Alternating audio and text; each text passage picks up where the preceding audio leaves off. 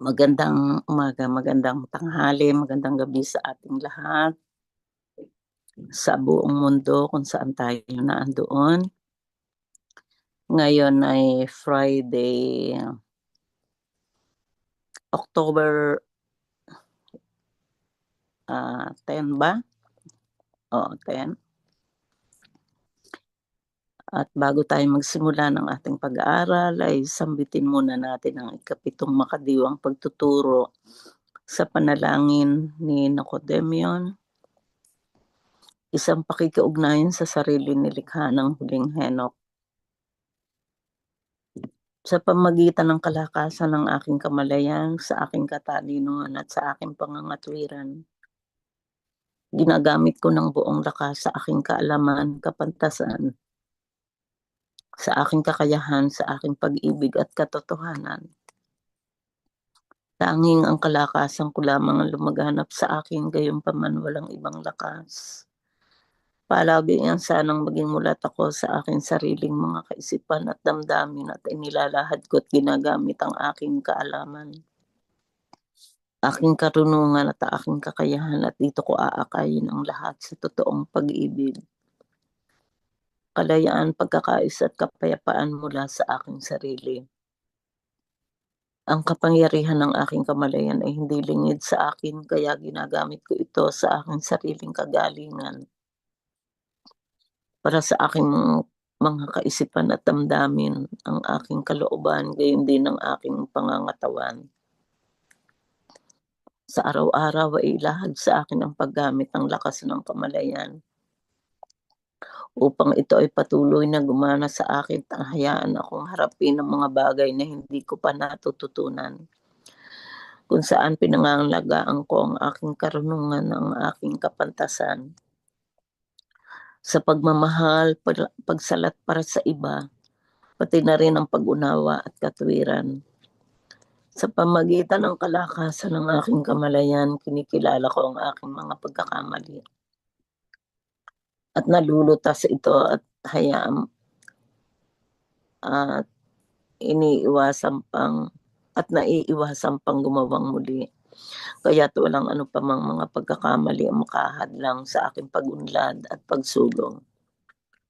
Ang kapangyarihan ng aking kamalayan ay kayang kilalanin at iwasan ang mga maling aral at maling paraan ng pag-iisip at mga panganib mula sa pagkakandili sa isang paniniwala, pati na rin ang mapanganib na material at makamundong bagay. Sa pamagitan ng kalakasan ng aking kamalayan, ako mismo ay may hawak ng aking sariling katalinuhan at pangangatwiran, at sa pamagitan ng buong lakas ng aking kamalayan, sa lahat ng oras ay palaging mulat ang aking kapangyarihan, ang aking kakayahan, ang aking kapayapaan, at sa karunungan pati na rin ang aking kapantasan, pag-ibig at pagkakasundo na aking pinanghahawakan.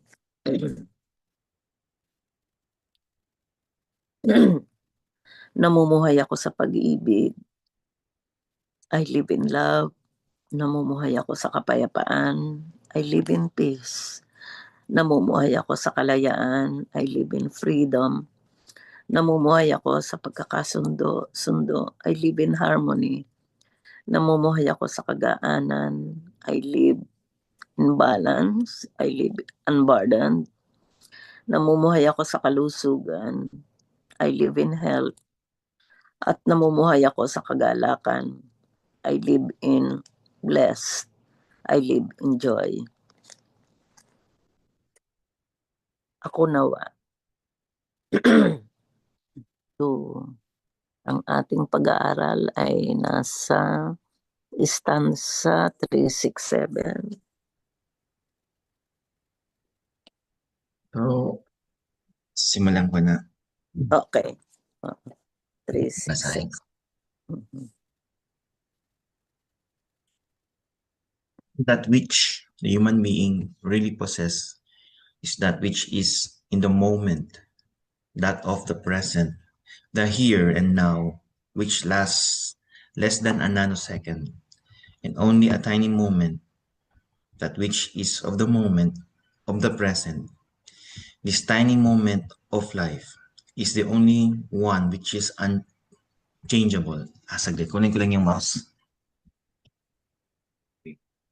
That which is the moment of the present. This tiny moment of life is the only one which is unchangeable and remain just as it is in the moment. However, the time of the momentary of the present, this blink of the eye, is such an insignificant amount of time that it cannot be measured at all. The present is almost timeless moment during which the future becomes the momentary present and flows into the past, whereby one should still only think of the present just being relative. So I want to share about this quote about time. Like natin.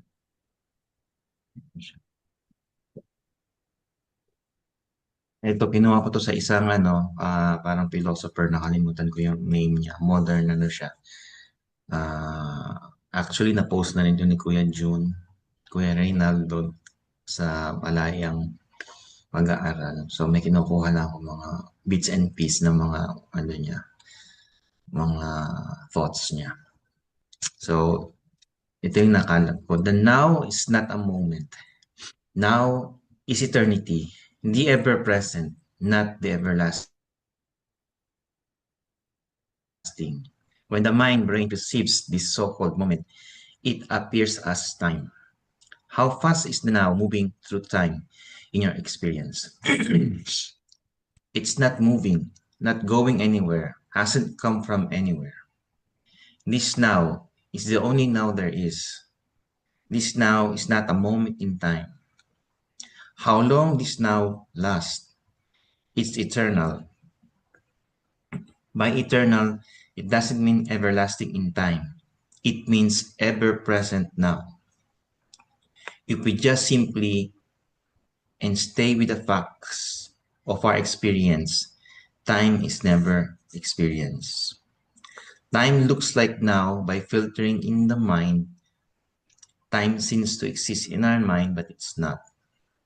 That's why when we dream, time is almost irrelevant. And also, si Michael Frainer, sa mga previous natin discussion, time does not exist, but a position, maybe a position in motion. So, dito mapapansin natin, we are living from day to day. We are living each day at a time. So, merong something in the future that is unwritten, para siyang river na it flows through the present and goes into the past. But we experience is parang yung mind natin, it is designed to capture the moment na parang ito yung moment. So the only way we can understand yung surroundings natin is we try to divide the situation. There is the incoming future, the now, and the past. Pero ang pinaka-highlight nito is what we have power, what we have control is the now. So if we are living our lives in a future, we are just hoping for something to come. If we are living our life in the past, we cannot move on. We have regrets, we have many things na parang kino-consider, if I have did this, if I have done that. But if we live in the now is our capacity to embrace things, to change things. So now is like the timeless thing, the endless duration. So we should not focus much on the future. We should not hold much deeply in the past, but what we can do is we should do things in the now, in the present. So if you want to share, you can share before I move on to the next paragraph and sentence.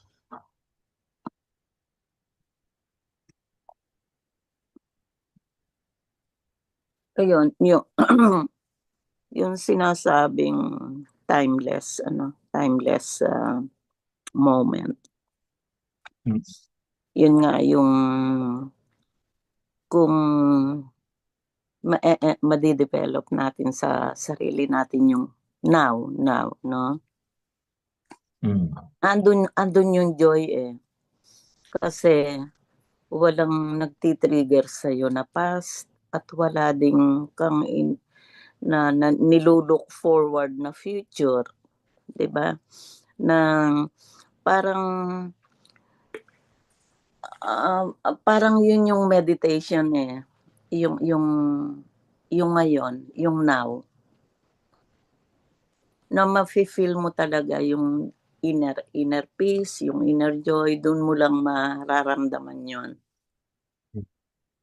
At it will follow, no, after nung meditation mo, na maramdaman mo yung inner peace and inner joy, it will follow, kumbaga yung future moment ulit, parang laging present. Parang you live in the present talaga, in the present moment. Yun ang experience ko. It will follow every moment of your life ay nasa present ka. Meron namang article, medyo mahaba lang siya. Sa panahon ni Einstein yun. May isa ding modern thinker, nagde-debate sila about time. So kay Einstein kasi, ang time niya is a mechanical tool na to measure everything. Isa namang philosopher, parang ang sabi niya, binibigyan niya ng depth yung meaning ng time. Para sa kanya is parang timeless duration. So, parang sinasabi niya is parang sa kanya hindi mechanical yung time. Parang, paano ba pagkasabi niya?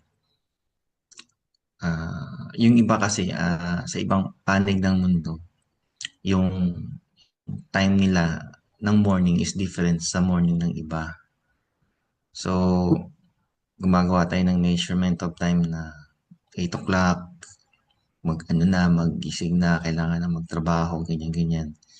So, para siyang nakaschedule, para kung nakaprogram, parang somewhat hindi ka free. Parang sabi niya, parang hindi mo ma-enjoy yung essence ng duration, may sinasabi siya.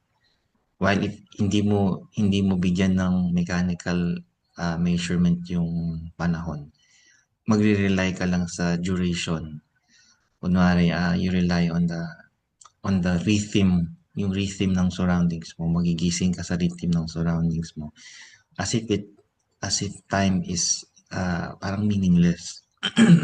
Parang magigising ka in the tune of the nature, in the tune of your surroundings. Gigising ka hindi dun sa dictate ng alarm clock, kumbaga dun sa dictate ng nature. Kasi yung mga animals, wala naman silang concept of anong oras.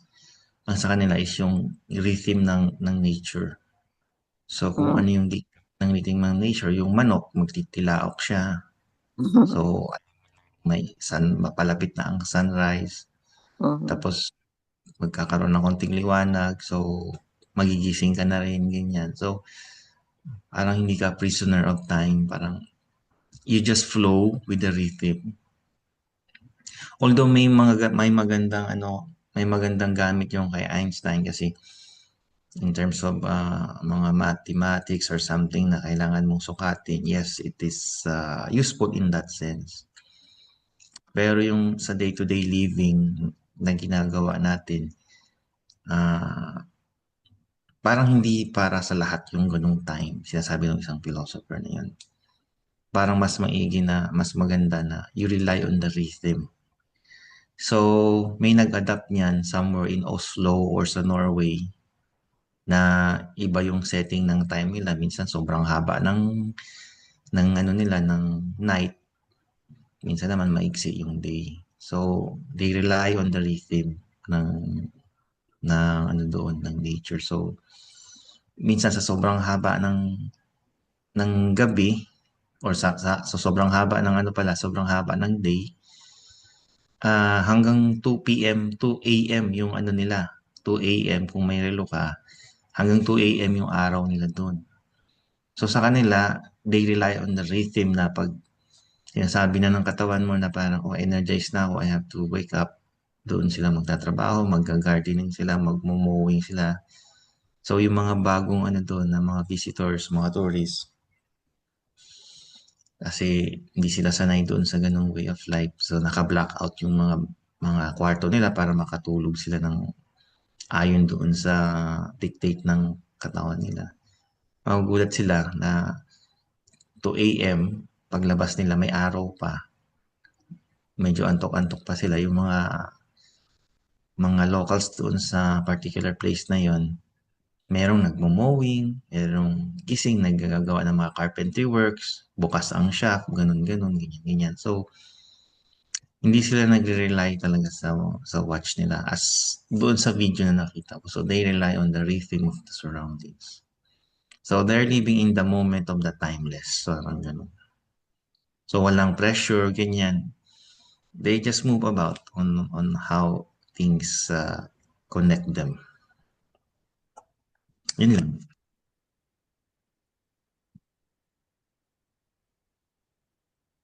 Siguro meron din yung effect sa consciousness natin, yung mahaba ang araw, maigsi ang gabi. Kasi nung tumira ako sa Ireland na lulubog ang araw ng 11 o'clock ng gabi. Tapos sisikat ang araw ng 3 o'clock in the morning, so napakaigsi. Marami doon ang yung affected din yung kanilang psyche, no? Dahil ganun nga, and then isang taon na malamig, ang summer maigsi lang, siguro 2 weeks lang yung summer, na ang summer sisikat lang yung araw. Na ayan nga, yung mahabang araw, yun lang. Yun lang ang meaning ng summer, mahabang sikat ng araw. Yung 11 at saka 3 o'clock.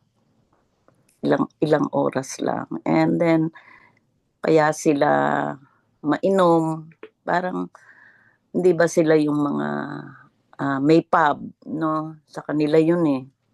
Dahil Mhm. yung psyche nga nila naaapektuhan doon nga sa nature, yung nangyayari sa weather, ang ganon. And then, pati mga bata, mahirap matulog kasi maliwanag pa. Kaya doon ang curtain doon makakapal, doble-doble para yung sinag ng araw hindi pumapasok sa mga kwarto. So, iyon, eh, ah, hindi ko siguro may effect talaga yung kung babasihan natin yung day and night na yan. Ganon din siguro doon sa Iceland na matagal naman ang gabi, 'di ba? Matagal naman yung gabi sa kanila, konti lang yung sikat ng araw. Meron din, So, mm. So meron anong din gagawin ata, ng tao pagka ganon? usually yung mga locals na ano doon na doon na talaga sila nag-adapt sa place na yun, they will find na yung adaptability, may Uh, means of ways na paano nila masabayan yung season mm, na yun yung magiging comfortable ano nila, comfortable way of living na pag masyadong mahaba yung day. Siyempre, may mga ancestors yan na tumira dyan dati na nag-adjust sa ganong klaseng season na pag masyadong ano yung day nila mahaba. Siguro affected yung circadian rhythm nila na hindi sila in tune doon sa surroundings na yun. So, kailangan magkaroon sila ng mga ways and means na mag-adapt. So, yun nga siguro baka ano sila, natutulog sila sa mga darker place, ganyan, para lang masatisfy ng katawan nila yung rest na kailangan nilang ano ma-achieve para maka-maximize yung ano nila, maximize yung resting period nila. So, may mga histories po yan, may mga history po yan na paano nila inadapt yung way of life nila doon. Kumbaga, hindi siya biglaan. Tapos nahanap na nila yung pinaka sweet spot or yung balance na ito yung akma na pag ganito yung haba ng day, ganito yung adjustment na gagawin natin na nakasanayan na ng katawan nila. At pag mahaba naman ang night at maigsi naman ang day, so ganito naman yung gagawin nila. So, may mga ano sila, adaptation na ginagawa. Ang ano lang dyan is yung mga katulad natin, mga migrant na magmamigrate tayo dun sa lugar na yan, like Ireland, dyan tayo titira. It will take siguro some time for us na mag-adjust din. Pero yun nga ang maganda sa katawan ng tao, the human body, it can always adapt. Pagbigyan mo lang ng specific panahon and discipline, it will adapt to the surroundings. Yun lang ang maano ko dyan, tita, masabi. Ayan nga. So, ang impression ko na ganun yung kanilang weather is sila yung mataas ang cognition nila, mababait silang mga tao, bata't matanda, parang iyon, ganun ang karakter nila at maging saan man sila pumunta, bansa, na-maintain nila yung karakter nila na gano'n. Kasabihan, pag nandun ka sa Amerika, nandito ka sa Canada, kasabihan yung mababait ang mga Irish. Yun lang.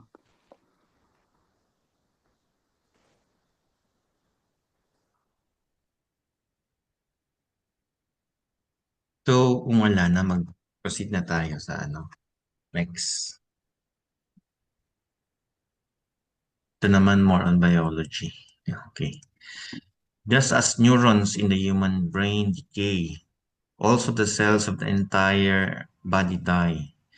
Nothing is constant, just as it is with a cloud formation in the sky, which constantly change and never create the same picture of the exact same formation again. This is also the case with human beings' facial expression. It constantly changes and never again produces the same expression which has already come about. The facial expression changes according to the prevailing mood and reflects thoughts, feelings, fine spiritual perceptions, and emotions, exactly in the way the clouds in the sky, each from according to the winds and the coldness and warmth of the different layers of air. Also, the human being's character and personality are changeable and arise to certain streams of consciousness, through which changes are created in the course of the learning and the evolution.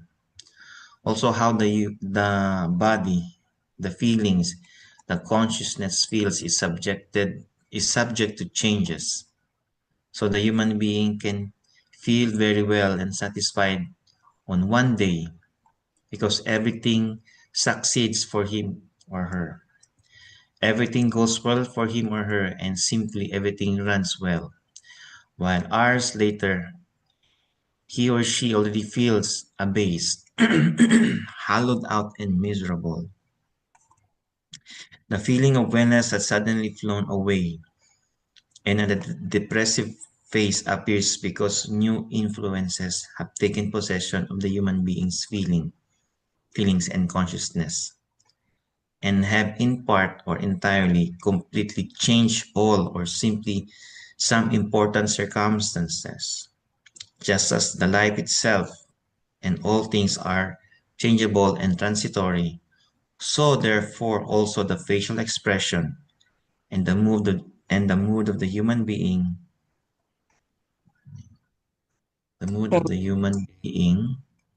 Changeable and changeable and transitory.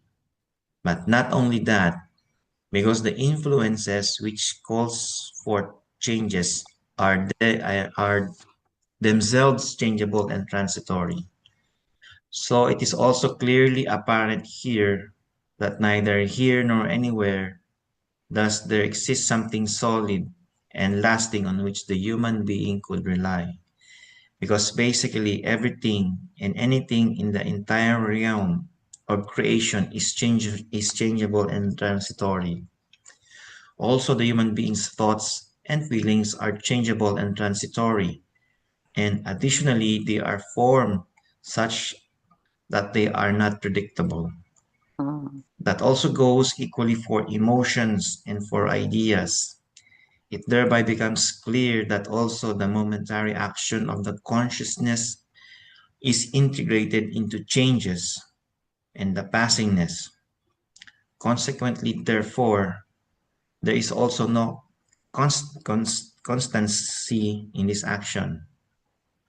Rather, everything only appears in a momentary nano-instant form, whereby everything somehow becomes without substance and seems like a dream. A thought comes and remains and goes.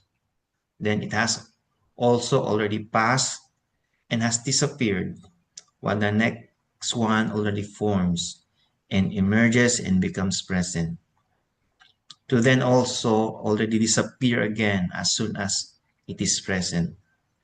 As it comes from the future into the tiny fragment of time of the present, it also already disappears again into the past and falls to the large story. So medyo mahaba to siya.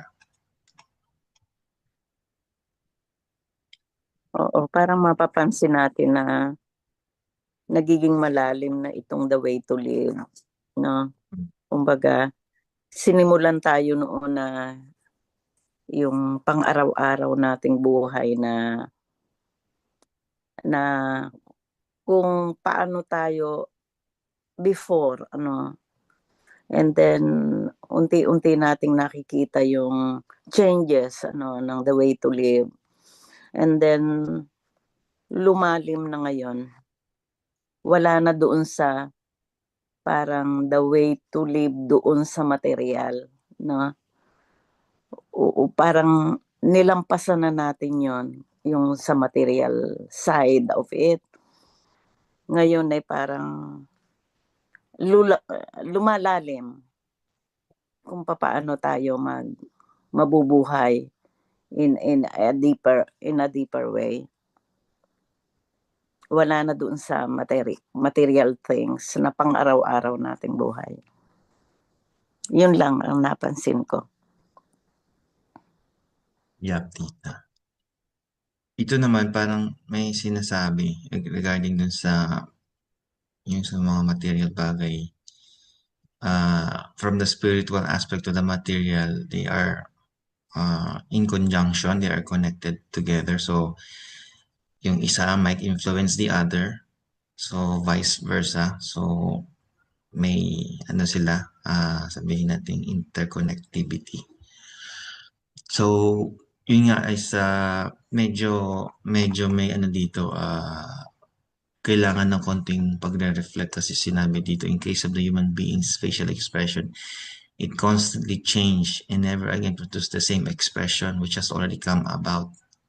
The facial expression changes according to the prevailing moods and reflects thoughts, feelings, and fine spiritual perception, emotion, exactly in the same way in the clouds. So, let's dive in sa children or child. So, as a children, may mga expression tayo na hindi natin siguro consciously aware kasi as a child may minamaster tayong mga emotions. Some of these emotions are uncontrollable kasi nga childish, tantrums, ganun. So there's a lot of expression going on but we are not familiar na nag-iiba siya. So, it's a very fast phase of situation na we think we recognize it kasi lalo na pag may mga anak tayo na we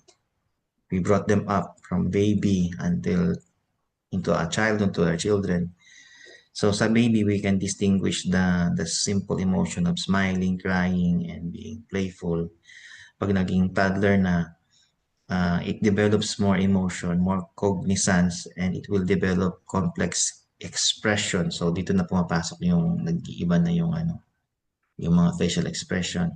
But we don't notice it kasi dahil sa gradual yung passing ng time, ah hindi natin napapansin yun. Hindi natin napansin. We just move along and then we see, dati ganito siya, ganun, ganun. So, we just think of it as a whole. So, if we are moving forward from the children to preteens, magde-develop naman siya ng ibang ng emotions going to maturity. So, yan sa pagiging teenager na yan, gusto niyang i-develop ang pagiging independent niya. So, kung dati from the baby to the children, medyo clingy yung mga anak natin or yung mga apo or something ganyan. But going to the preteens, meron na silang kaibahan. So, hindi na sila masyadong clingy. Parang pag kinakadal mo, minsan parang ang tawag dyan, hindi na sila komportable kasi nagbibinata na daw, nagdadalaga na daw, pero bumabalik yun ulit. Yung At just least, consistent. So, ganun sila, parang they have this sense of independence na parang gusto nilang, they want to prove something, na parang tapos na yung nesting period, I want to explore, I want to go out into the world, parang I want to stand in my own feet, I want to decide for myself. So, merong yan, between the parents, may konting tension because parents are afraid to let them go so suddenly. Kasi in the eyes of the parents, you will always be the baby, you will always be the children that I know na ganon. So, yun nga sabi nila, they are growing so fast na dati makakarga-karga ko lang sa ko dahil baby pa. So, ngayon parang gusto nang umalis sa pader ko. So, a lot of the parents are saying na wag muna, parang give me the moment na i-nurture. Pero yun nga, you cannot stop it because the flow of moment is moving. So sila growing naman, mabilis din ang lumaki. So they have also to evolve, they have also to develop. So part of it is i-let go na nila yung pagiging children or child nila. So they have to become mature na katulad natin. One day they will think the same way as an adult. So, pag nandun na sila, minsan mayroong mga form of confrontation kasi iba na yung ideas nila kasi the parents are living in the ideas in their generation and the teenagers or pre-adult, they have a new concept of ideas of their generation, so it will clash.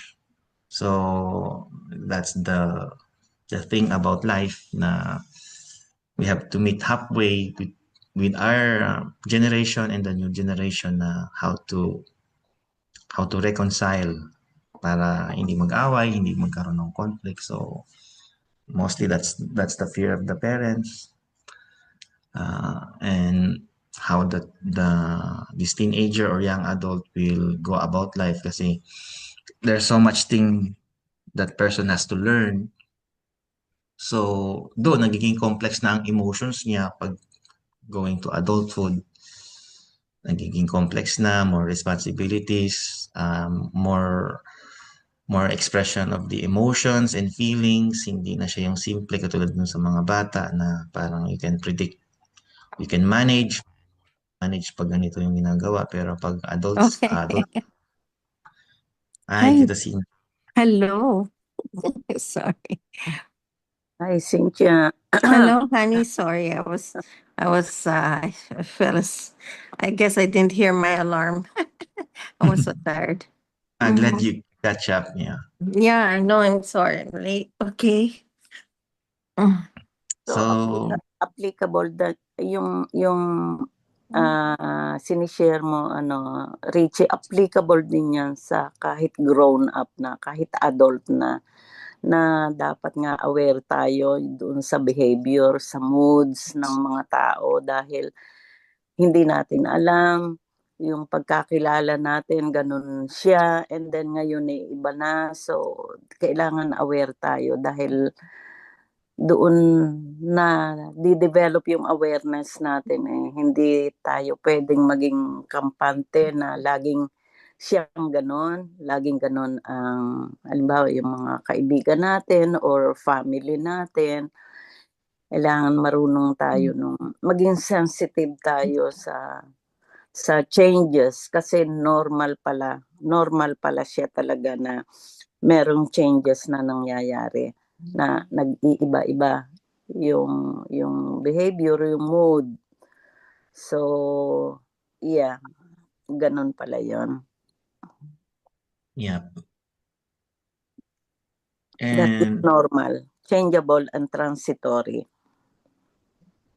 also ang napansin ko, a very surmountable challenge ah, sa pagiging grown up sa mga adults, lalo na sa mga babae, pag napansin natin yung pag they are children, yung mga females, they are sweet, ganyan-ganyan, lalo na pag babae, they are more masarap kausap yung mga bata na yan kasi yung development ng pagiging ano nila yung madaldal. So, makwento talaga sila. Yung lalaki kasi medyo late yung development ng language. Pag dumating na sila sa teens, lalo na yung babae pag nagkakaroon na siya ng mga period, ganyan-ganyan. So it will influence yung hormones and hormones influences the psyche or yung emotions ng babae kasi marami siyang nararamdaman na pain and then this hormones is messing up yung sa body niya dahil may mga changes. So may makikita tayong changes na masungit, yung mga ganon, irritable, magalitin, but it's the normal thing sa mga babae. So, kung i-compare natin yung niya, yung pagiging child niya or children or toddler, it's different now kasi meron na siyang period. Yung body niya is preparing to become capable of bearing life. So, yun nga, magugulat tayo, may pagkano pala to si masungit pagka dalagitan na, ganun.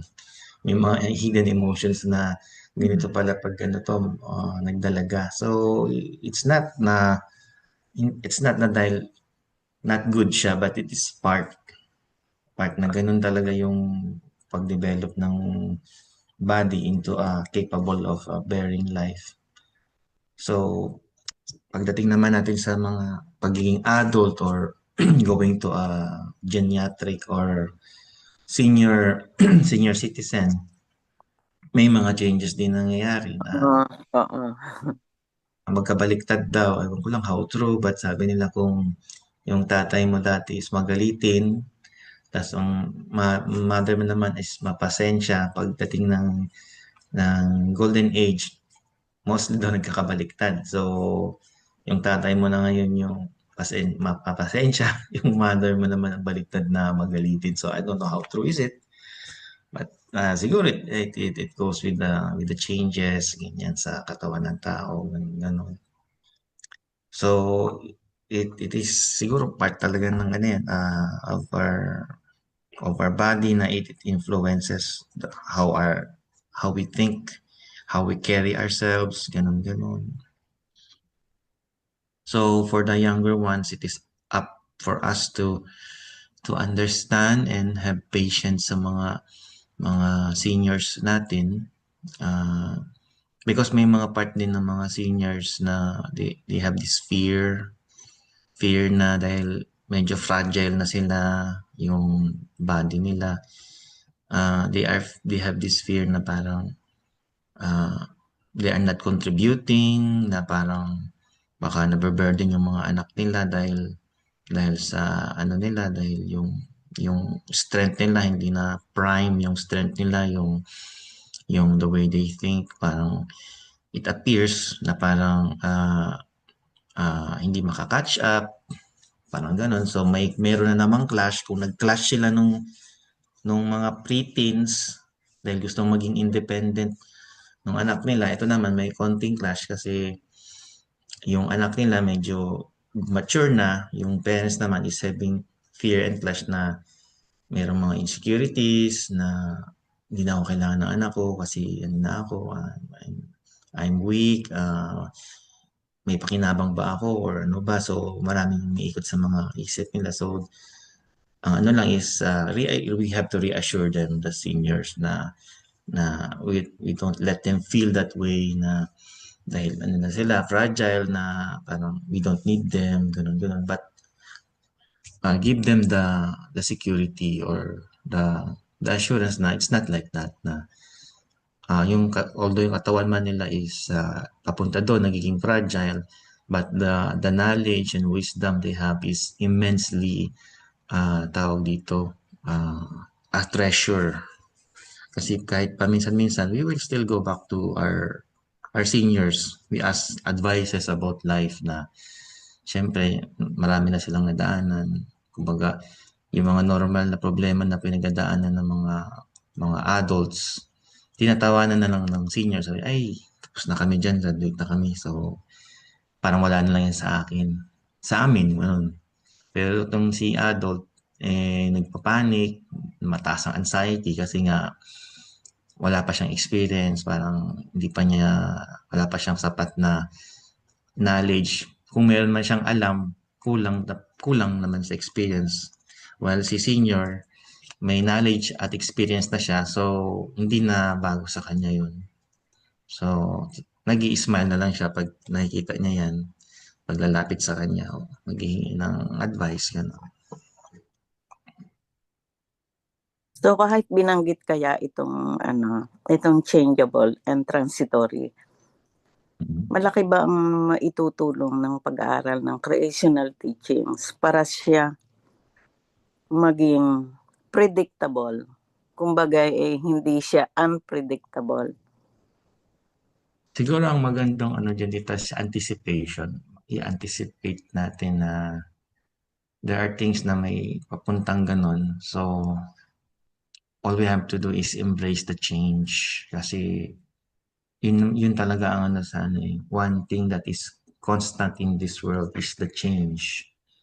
So, yun yung rule ng nature na in order to move and develop, there must be change. So sometimes these changes nakapabor sa atin, sometimes naman it's not in our favor. Siguro dahil sa favor, dahil yung si ego gusto lang niya something masaya, but it doesn't work that way na lahat laging masaya, but we have to accept the opposite side of happiness, yung parang challenges. So we have to anticipate na every day there is a new challenge. Pag nalampasan natin yung challenge, we are rewarded by ourselves. Nagtagumpay ako, ganun. But we are not locked in that position. Another challenges will come again. So we have to face it again. And then we have this rush of accomplishment, but we don't stay on that place kasi always may parating na bigger challenge. Kumbaga, to put it short, hindi tayo naubusan ng problema. So, laging may That's true. Ay, Cynthia, how are you? Sige, break muna tayo. Ano bang nangyari sa'yo? how's your stomach pala? Isang no, linggo na I'm ako. fine, I'm fine. Isang linggo na akong nagme-message sa'yo kasi yung last message mo sa akin ay nung Sunday pa. Nung Sunday pa. So, ayoko namang mag-worry. Naging positive naman ako na you are well o busy ka na kasi bagong lipat ka dun sa bahay mo. Pero ano bang nangyari? Oh, Ano na? I'm sorry. No, no, no. I'm fine naman eh. Wait a minute. Let me show my face. Wait a minute. Wait a minute. Yeah, I know. Sabi mo pa naman. Hindi kasi, Nag-DM ka ba? hindi, Sabi, hindi, hindi. gusto Hindi, makita no. dami mo? Yung ganun. No, no, no, no, because but dami, there's always a lot of things to do kasi yung our car had a recall tapos then when we found out tapos there was a slash in the wheel of our car tapos si Eddie all-wheel drive so we had to change all the wheels and then we were kind of shocked at the expense around here so that things like that and then what else had to do. Basta things had to be delivered. Tapos our neighbors they want to have a block party. I still have a lot of I still have a lot of boxes. My library then is not set up yet because I need to have bookshelves put in. Basta there's a lot of things to do. So hopefully our handyman said he was gonna come and visit us, and then he could do the job because I want it done before the 18th. 18th kasi that's when they'll have the block party. Tapos my birthday's on the 17th. So I just I just wanna put the house in order. So I Okay. just being Yes, I'm just happy that you are okay. Ah, Ganun yeah, lang. yeah. Thank Oh, you. okay. Yeah, I know. It's Yeah, so sweet. yeah. Zor was trying to get hold of me earlier too. So I Mhm. really didn't even hear my alarm. I must have been really tired because I was trying, I was we're both working uh to get the house in order. So but anyway, so we're happy. We're very happy, but it's just really, really, really busy. Mm. Anyway, I was just thinking. I just read what what Richie put out there, and then I think it's mindful to remember that when we're interacting with someone, um they could see our face more than we can, right? So we like, for example, if we're angry, we may not think we're angry or what we're showing, but then, like for example, that's why it's also good to have a partner because then that way, that's how you grow. There's some people that prefer the company, for example, of animals that like animals more than people. However, you don't get to evolve as well when you interact with a human being. Yeah, so some people they prefer being alone like that because in that way they don't have to deal with getting along, harmonizing with another person or human being. But that's the challenge um is greater, of course, but because you have to deal with somebody else's wants and needs and goals or what have you. But on the other hand, it also the challenges and the striving are what make you grow and evolve. So anyway, so that's something to be mindful of. So like if you're interacting and then you start feeling that you're getting annoyed or irritated, you take a deep breath. Yeah. I mean that's what try to be mindful of it and you know then that way you'll have time to fix your face. You won't be showing a scary mask to scare your partner away or whatever. You just have to learn to that just be balanced and so not be easy to anger and stuff like that. And then so and also be mindful that sometimes if you're tired or if you're hungry, those factors also come into play. So you have to make sure you have some kind of regularity there, so that because I know even me, if I'm already like hungry or tired, and I become irritable. So you have to take care of yourself and make sure all those other factors don't play into both of you ending up being volatile, right? Mhm. So that's another thing. So yeah. So meron pa rin isang example, yung mga text messages maraming nagkakaroon ng misunderstanding dahil hindi nakikita yung facial expression nung nagse-send, 'no? And then iba, naiiba yung Iba ang dating. meaning. Oo, iba ang dating.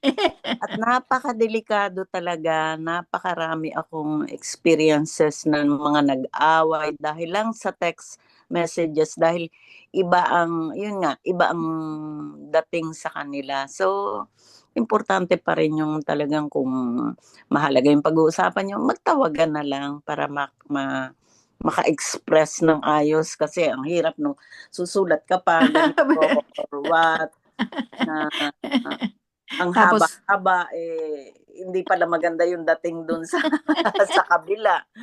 at So yun. saka may autocorrect tapos sometimes Oo, it's naiiba. wrong. Oh, sometimes like if I'm texting, that's why I have to go over before I send it because like, there's grammatic errors or thing like that. Kakainis, and I'm very specific. I like communication to be clear, so I get so annoyed and I have to edit it. If it's the wrong, I said, well, how did this even get? What doesn't make sense, right? So things like that. When you're involving machines as opposed to direct communication, so it's also better sometimes to do the video chat so you can really actually see one another instead of text. It's hard for me to text also. That's why, like when I'm communicating with Cheryl Gusukuma in Arizona, right?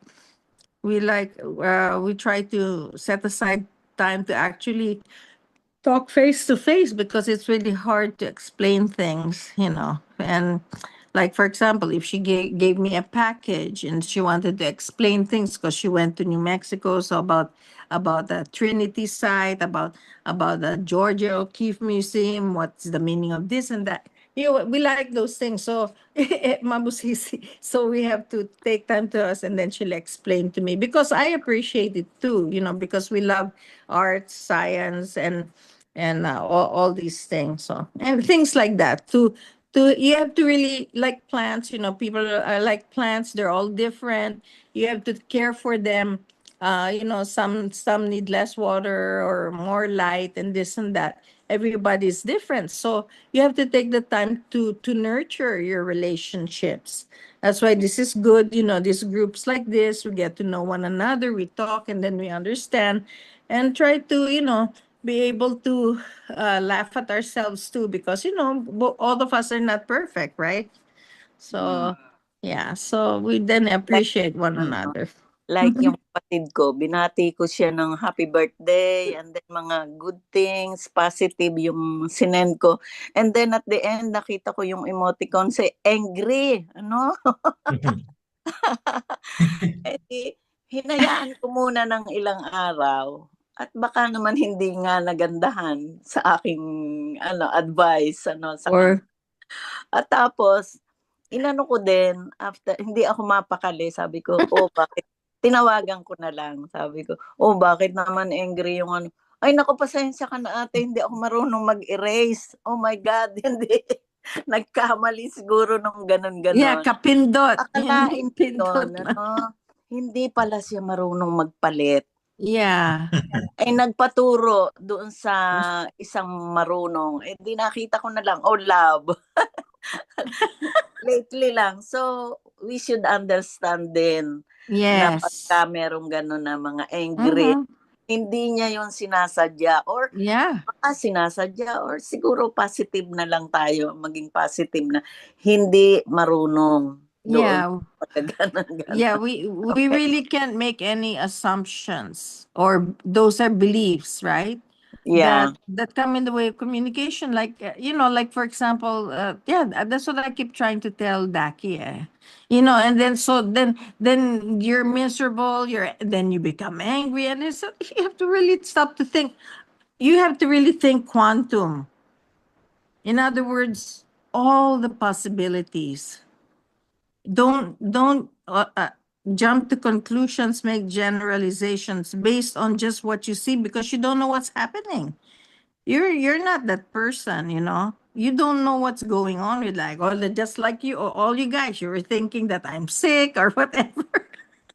I'm just busy, things like that. But I appreciate, because I know you guys care and stuff like, and I love being part of all these discussions.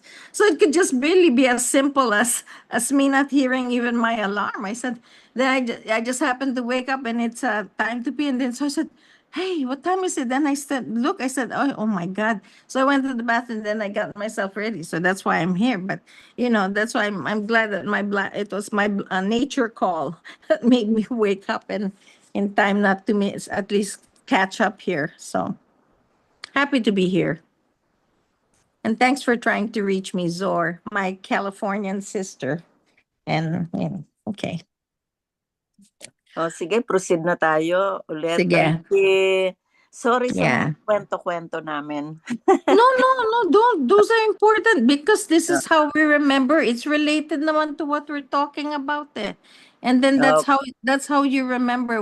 This is not like a speed reading class or something like that. We're here to be able to really discuss and share so that we could understand the material. And the only way we could do that is to share our own life experiences. Okay, that's the value of these things. It's the group discussions. Yeah. Parang meron akong naalala, ang kailangan daw sa mundo peacemaker.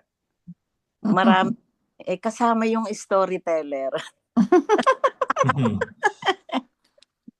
Yeah, that's right. History. Kasama daw yun. Yung Yeah. makwento. Okay, sige, proceed. Okay. 368, kung wala na, sa 368 na tayo. The human being is part of the entire universe, part of the entire creation.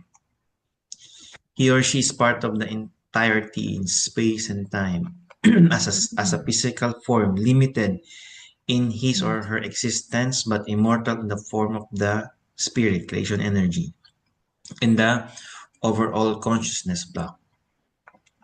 The human being is a life form which has come forth from the creation and which independently evolves and experiences itself by means of existing creational laws and recommendation. And indeed, through the thoughts and feelings of its consciousness, as well as through the emotions, drives, and fine spiritual perception, and through its reflecting, striving, and actions. This is no optical illusions of the consciousness, rather, it is an effective reality.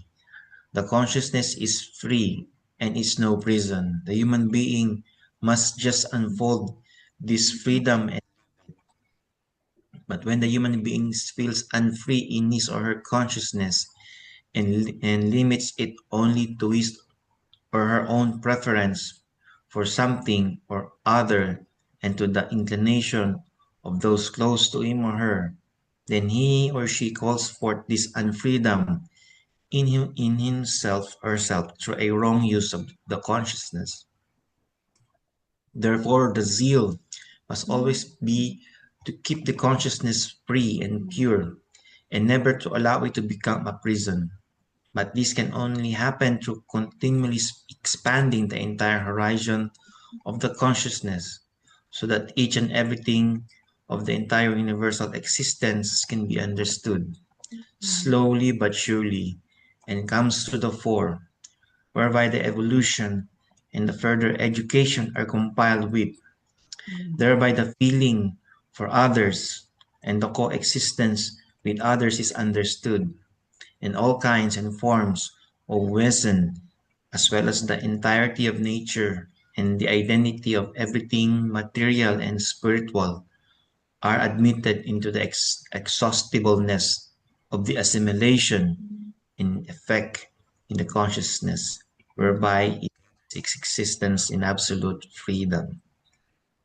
So mayroon sinasabi dito sa 368 is about freedom of consciousness. And ano ba ang naglilimit sa tao na para magkaroon siya ng a prison of consciousness? Sinasabi dito. Well, culture can be contagious, culture and religion. those are things that can imprison people, excuse me, expectations of how people should behave, like women. Usually women are the ones that are encumbered, in most cultures, but it really depends. Like for example, in the Philippines, right, women were more free. They could own lands and stuff like that before the Spaniards came. And then, they're the ones that impose, like this modesty, like about covering bodies and stuff like that. That it's indecent when it's the most natural thing. Like even here and in this society where even breastfeeding is considered, that they're associating it with more that's something sexual as opposed to something that's natural, the main thing and stuff like that. So all these things, and how women are supposed to behave, and then they become victimized because they think, oh, they asked for it if they got raped or this and that. It's just all these projections. So anyway, yeah. Thank you, Ate Cynthia. In Mhm. addition to that, one way na to disturb the consciousness of an individual is take the hope away from him. If that person is in despair and in he or she is hopeless, the consciousness is severely affected. Kasi pag tinanggalan mo ng hope at nasa despair siya, there's nothing to hold on to. And the only thing that person will think is to end everything. So now the question is, how do this person, paano siya pumupunta sa pagiging hopelessness or despair? Like Tita Cynthia is saying, kasama dyan yung religion, culture, the expectation of the culture, maraming mga factors sa like sa religion. Ang religion kasi, ang problema sa religion is it has its time na kung kailan siya sinulat, na hindi naman natin sure na kung totoo siya lahat, but it was written somewhere na hindi pa tayo pinapanganak, written long way ago. It was written in that era na siguro in that era it was compatible at that time, at that era. So we are now in the modern time. There is a conflict of ideas versus dyan sa mga nasulat sa mga religious texts, na there is a confrontation about it, ganyan. So sabihin natin sa mga gender roles ng lalaki, babae, ganyan. So now we have this new modern ideas of the roles of the female and the males. So somewhat nagkakaroon ng clash. So if you are belonging to a conservative or like Saudi, yung mga fanatical fundamentalist countries, you will be empowered, lalo na pag you will be like powerless, like sa mga babae. Sa mga ganong countries is parang pag nawalan ka ng asawa, as if you are naputulan ka na ng half ng katawan mo. So you are dependent dun sa lalaki na mabuhay ka. Kung wala kang husband, parang it's very hard to live, kasi sa Saudi may mga limited roles lang yung trabaho ng babae na para magkaroon sila ng source of living. So it's very hard, parang nawalan ka na ng hope, na karoon ka ng despair. So ang hope mo lang is kung merong mag-aasawa sa iyo ulit. So most likely parang you have to surrender part of your freedom, na lulunukin mo na lang kung ano yung i-offer sa iyo, basta you just go along with life. So isa yan, religion and mga cultures natin, mga expectation, mga ganun. So, ngayon sa mga modern time, like sabihin natin sa Japan, yung high rate of of suicide kasi nagkakaroon din sila ng hopelessness and despair doon kasi puro na lang sila workaholic.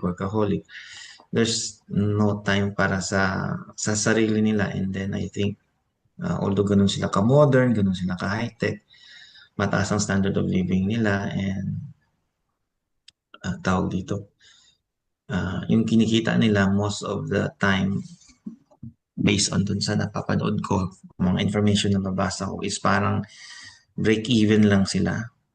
So there's an irony there na Japan is high-tech country, ganun. But yung workforce nila is hindi sila ganun ka-balance yung work-balance life nila. Maybe during in the 80s nung nagbo-boom ang economy nila, medyo okay yung standard of living. So ngayon medyo competitive, mataas ang stress. So you will find cases in Japan na may mga mataas ang despair. Pupunta sa bundok, yung sinasabi nilang may mountain doon na doon sila nagpapakamatay kasi parang feeling nila is naging prison na sila ng trabaho nila, and yun na lang yung mundo nila, work, bahay, work, bahay, gano'n, and then exhausted sila.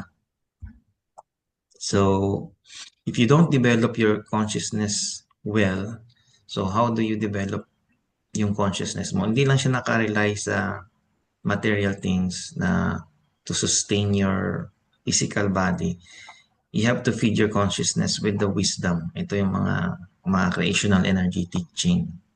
Kasi there's so much little na pwedeng isolve ng material para sa katawan natin, diba? Yung mga food, shelter, water, yung mga ganyan, mga exercise, there's so much little it can do. Kasi at the end of it all, what matters is yung mga unseen things, yung mga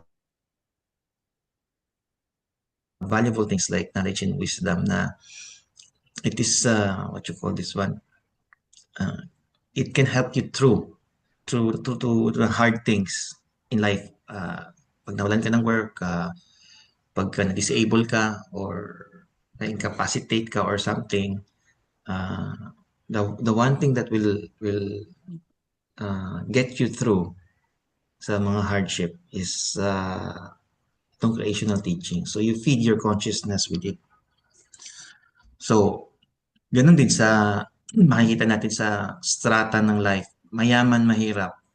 Yung mahirap, ang rason nila, they are a prisoner of their circumstances. Sa mayaman naman, yung naman nila is they are prisoner of their parang obligation, something na may hinahabol sila. Hinahabol nila yung wealth, lagi nila hinahabol ang time, maraming commitment. So you can see these two opposite spectrum ng buhay, poor and rich.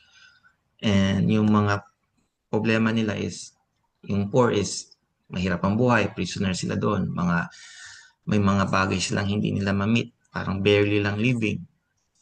And then ito naman rich, they have almost everything but something is still lacking. So both extremes, may mga nagko-commit ng suicide, nagkakaroon ng hopelessness. So if you come to think of it, paano sila nagkaroon ng hopelessness? Kasi mayaman nga sila. So tingnan na lang natin yung mga royal family, yung sa mga England, yung mga ganyan, mga royal family. They have almost everything.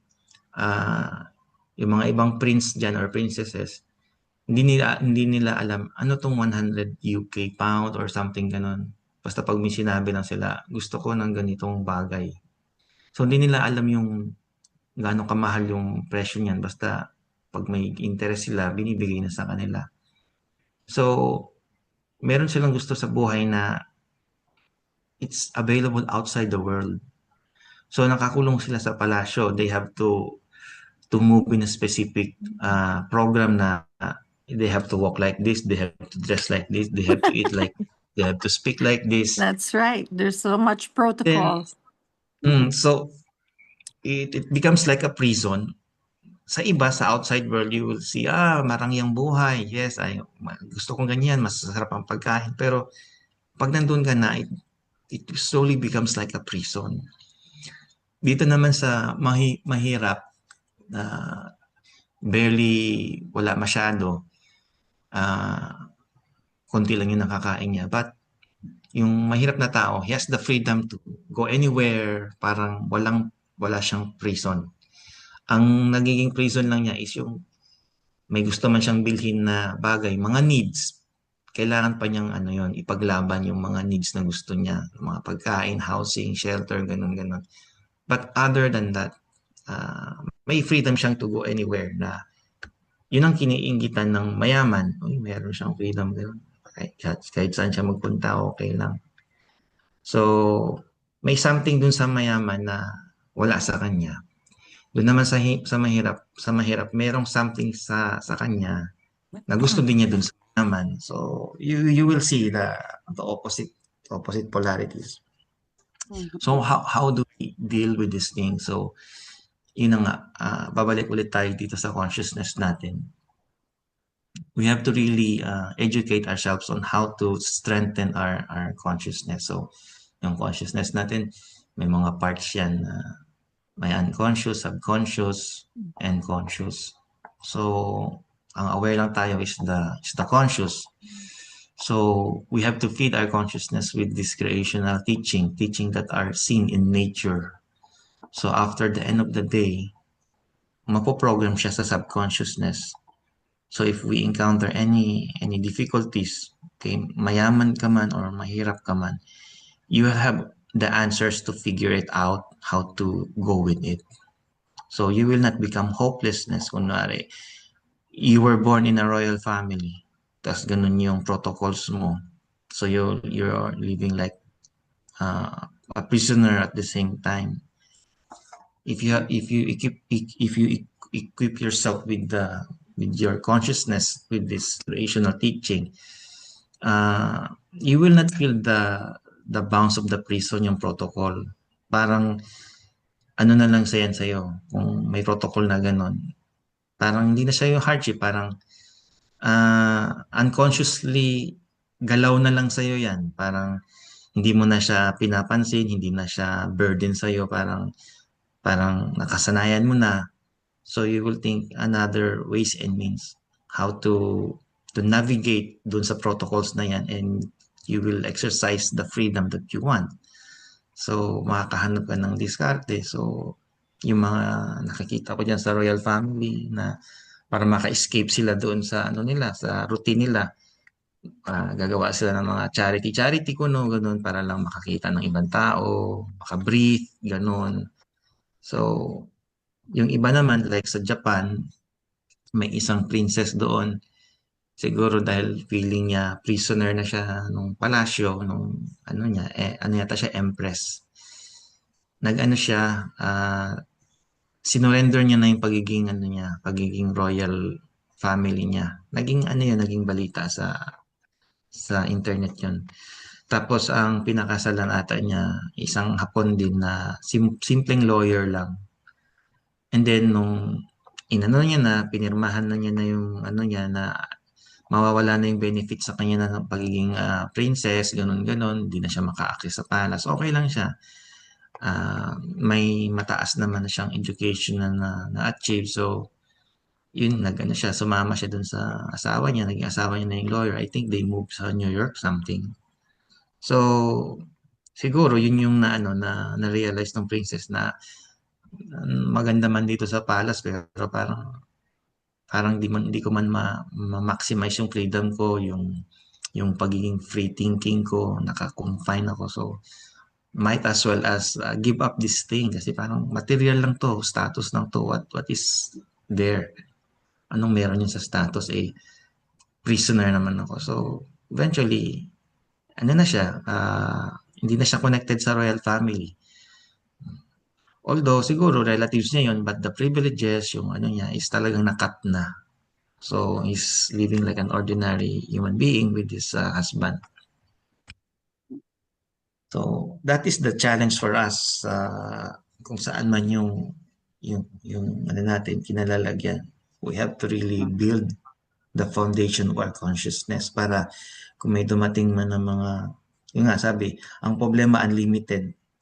Hindi tayo mapupunta sa situation na we become despair and maging hopeless tayo. Kung maramdaman man natin yung despair at hopelessness, makakaisip ka agad tayo ng way na masusolusyonan kasi nandyan lagi yan eh. Problema, despair, hopelessness, pero may solusyon. So, paikot-ikot lang yan.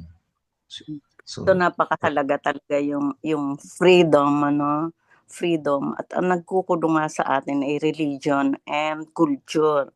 So yung freedom na yan, pagka natanggal sa atin at hindi na tayo nakulong diyan, napakalaking upliftment sa atin, sa consciousness, sa thoughts, sa lahat-lahat. At hindi natin masisi yung ibang maswerte nga ang Pilipino, nakakapunta tayo ng iba't ibang bansa at madali tayong maka-adapt doon sa culture ng iba't ibang bansa. Minsan nga nami-maintain natin yung culture natin kahit tayo nasa ibang bansa, yung magandang culture natin, yung positive culture natin na tayo ay napupuri sa buong mundo na gano'n ng mga Pilipino. Whereas, yung nabanggit natin ng mga Hapon, yung German, yung Russian, nakakalabas ba sila sa bansa nila? So hindi, dahil meron silang fear na dahil nga sa history na sila ay ng haras ng kapwa tao dahil sa nila sa history na sila ay ganon, takot silang magpunta ng ibang bansa. Hindi natin sila nakikita na naka-stuck lang sila sa mga sarili-sarili nilang bansa, no? And compare dito sa Canada na diverse dito. Lahat na yata ng nationalities ay nandito sa Canada. So, kumbaga nagtutulungan yung mga culture ng bawat isa at naa-adapt nila yung magandang culture ng country na ito. So nababago yung pananaw ng mga napunta dito, mga Muslim, ng mga Chinese, lahat, Filipinos, and Filipino are napakadaling mag-adapt dahil tayo ay sabihin nating meron nga akong natutuunan sa YouTube na history ng Pilipino, ng Philippines 50,000 years ago, ganun pala sila, friendly na pala talaga tayong Pilipino, pero tayo yung matatapang, tayo yung hindi paaapi, yon, tayo yung equal ang babae at lalaki dahil sa atin nga yung Gabriela silang na matapang nga nung unang panahon, tapos nabibigyan ng power ang mga babae noong unang panahon. So makikita natin, sige, ilarawan natin ang Pilipinas sa ngayon kung bakit medyo magulo yung ating bansa ngayon. Siguro nga yung nagkakaroon tayo ng transition na pupunta rin tayo doon sa peace. Maaayos din yan kasi yung malalang problema ng Pilipinas ay kumbaga sagad-sagad. So kung titingnan nga natin yung culture at pinagmula ng ating bansa,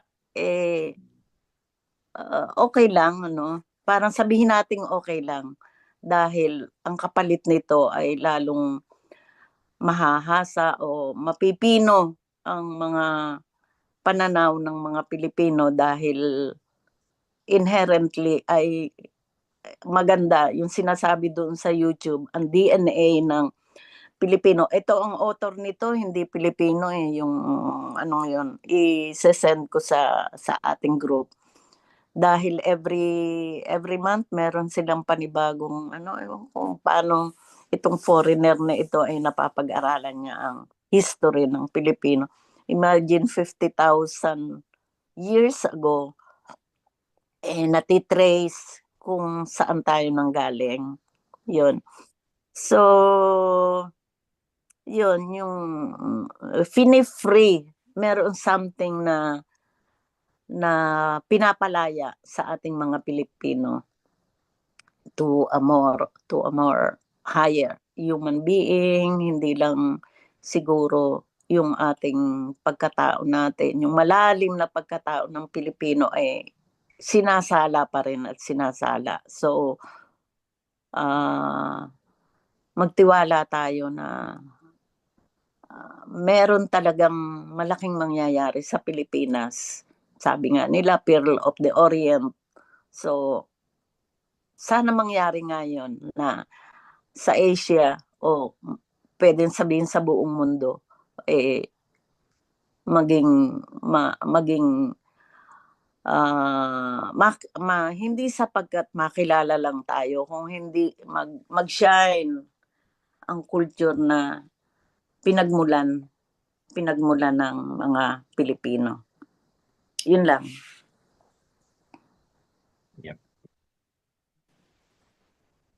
May ano pa? May gusto pang mag-ano? Richie, Yes, Kuya Reynaldo, yes. natatandaan natin yung issue na ang tao sa mundo several thousand years ago ay na-influence ng extraterrestrials, di ba? To the Yeah. point na hanggang ang ating DNA o yung genetic natin, yung genes natin na-modify for their interest. Ginawa tayong mga sundalo, ginawa tayong mga protector, naging naging mababangis tayo to preserve their interest. So, naalala kong bigla yung nagawang kanta Basahin ko na lang, hindi ko na pakikinggan. Kayo na mag-decide kung ano ang relasyon nito dun sa pinag-aaralan natin ngayon. Especially, marami yata tayong mga bagong nakikinig sa atin. Welcome nga pala dun sa kung sino man yan, si Xiaoming. Hindi ko kilala, pero I suggest we give a chance to introduce themselves. Ito yung kanta. Sabi, ang title, I am a creation of creation. I am you are me, we are. It parted the spark. It let me be and gave me the energy. I was free to do my own bidding. I was free even committing mistakes. I could go where I wish to. I can, even if I should not. I can be just like anyone else, even worse. I can enjoy in my being. I am you are me, we are. What went wrong? Something got changed. Why so? Who benefited? Why do I have to feel suffering? Why do I have to serve like a slave? Why can I not do my own bidding anymore? Why do I feel in chains? Why do I fear from what I was taught? What goes? Well. There was a tweak, a gun design reset. Nevertheless, I was told, easily I have the means to bring back the old glory. All I need to do is to use the might of my thought constantly, repetitively. How about not feeling pain? How about bringing your good eyesight back? How about cushioned from an accident? How about having good health even at an advanced age? How about not feeling lonely even if alone? How about getting any you thought of?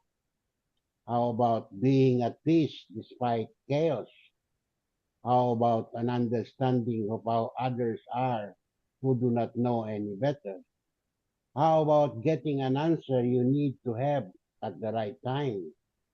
How about not getting afraid even of death? If you have not tried, you would not know them. Thank you.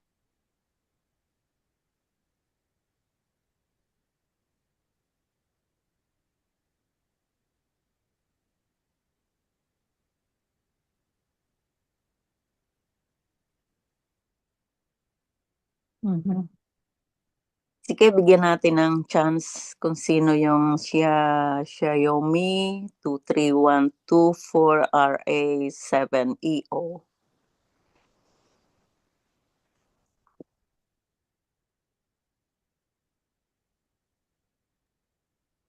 Okay. Okay Introduce, na tayo? Yes, ano po yung tita? ayun, i-introduce niya yung, kasi ngayon ko din lang nakita na meron tayong guest. Hmm? Si Xiaomi. Yeah. Yeah, we want to acknowledge welcome. Welcome. Yeah, you're new. So, of course, we're excited to have you here and then for you to feel free to share any thoughts that you may have as we go through whatever material we're covering for the day. You know, this is how it is, and we're all from different parts of the world, which is really fine, you know. This community here really open. So welcome. Where are you? Xiaomi? Yeah, From Baka Philippines ba siya? yeah. How did you come here? How did you discover us? How about that? maybe you can introduce Xiaomi yourself or just a little introduction. Don't be Sige. scared. Kami ka. Yun. Baka nagsasalita Oh, siya. yeah, you're on mute. We don't hear you.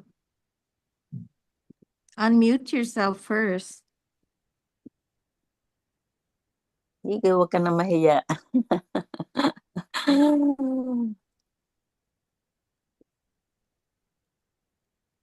Hmm. Baka ano siya tita, hindi kaya siya additional device na ano, na baka may cellphone na nag-log-in din na isa sa atin Isa sa atin. Ako, isa lang ginagamit ko. lang. Hmm. I'm not so sure kung si Wei siya. I'm not so sure, pero... Na Oh, baka nasa nakikinig lang. got you, Wei. Kasi tinext ko rin Yan. siya. Tinext ko rin siya, tinanong ko kung siya yun, hindi naman siya nag-response.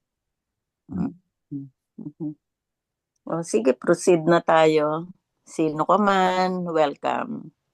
Kung dati naman, at hindi sila, Wala kayong reaction dun sa aking binasang tula? Yeah. Ano siya kuya, It's- maganda. Creation. Mhm.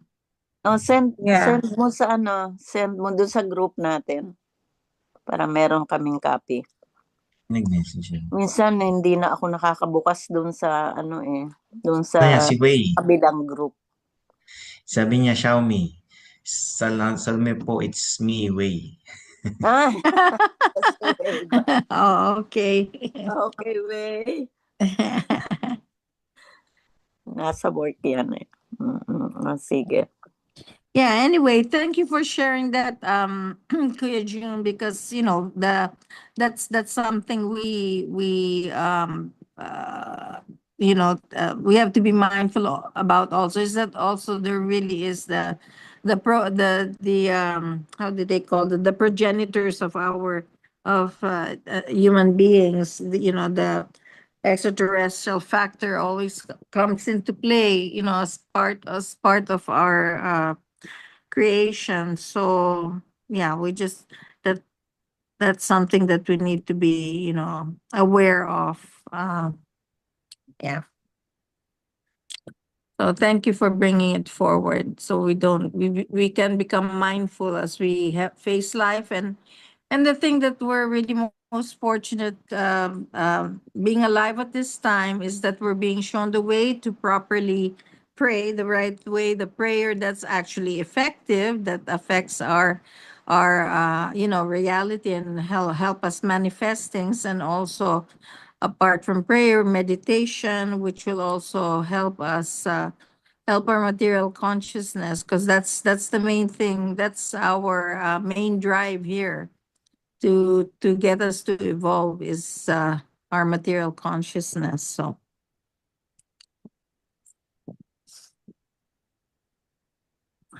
It looks like no one among you were able to open the audio or the video for this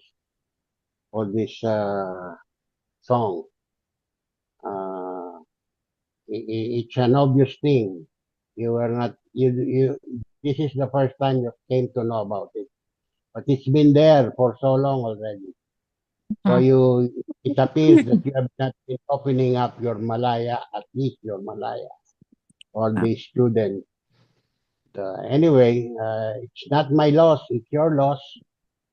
yeah, but just that don't think that like we don't care. Like they're just we're really fortunate because previously, like when I'm speaking from experience, first group, excuse me, in the States, right? The first like a study group and stuff, we did not have this bounty or this abundance that we have right now.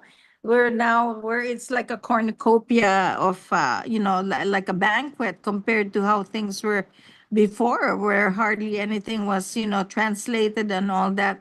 So that now and then, so we just have to also pick and choose, like there's just so much we just have so many sources to get from, whether it's the books themselves from Switzerland, and then you have all the YouTube things and all this stuff. So we just have to find a balance so that we could also we need to also balance what happens at home. Excuse me. So it's not that you're not appreciated. It's also a matter of time management and stuff like that. So it's also hard to you're very productive, let's put it that way. It's also hard to keep up, to be honest. Don't worry, Cynthia. Huh? It is not affecting me. It does Yeah. not affect me in any way. As I said, it is not my loss for all intents and purposes. Yeah, but we do what we can, what I'm trying to say. But thank you for bringing it to our attention, so that then we'll know also, I know it's there. I haven't been able to open each and every one, but oops, sorry. Oh, wait a minute. Oh, yeah. I'm thankful that you bring to our attention. And yes, like you said, it's up to us really. You're offering like this, or like the waters that will help you know our thirst for like knowledge, learning knowledge and all that stuff. So just thank you for bringing it up. Just wanted to thank all the contributions that you put there to share. It's like a legacy that you're giving, so we'll appreciate that. That's all. Thank you po. Thank you po. Thank you. Sige. So then tomorrow is the next study group with fluidal Ren. forces. Oo. Okay. Tomorrow yun sige. the same time ni Renz, pumayag siya ng ganito rin, 8 Oh, o'clock. I thought 5 yan. 6 o'clock. 5 o'clock? Yeah. I don't know. Parang- Nawala po ako. Nag-meeting kayo. So, baka doon lang makahingi ako ng update. Last time, 9 o'clock Manila time last time. So 9 that o'clock. is 6 o'clock, 6 bale. o'clock. Our time. 6 o'clock. Oo nga eh. Okay. 6 o'clock, Last time. okay. Oh, yeah, Last thank Yun na you. lang, oh. Yun na lang last time. O kasi Oh, parang last pagod, time. hindi siya hindi siya Oo makagising nga. ng At saka Okay, yung thanks, bata, he's still taking care of his kids eh. See you tomorrow at 6 6 o'clock. Okay. Oh, Game. love Yeah. tayo lahat. Sabay-sabay. Okay. Harmony and love, buhay. harmony and love, everybody. Magandang Love you buhay. all, guys. Yeah. Okay. Salome. Bye-bye. Salome, bye-bye. Bye-bye.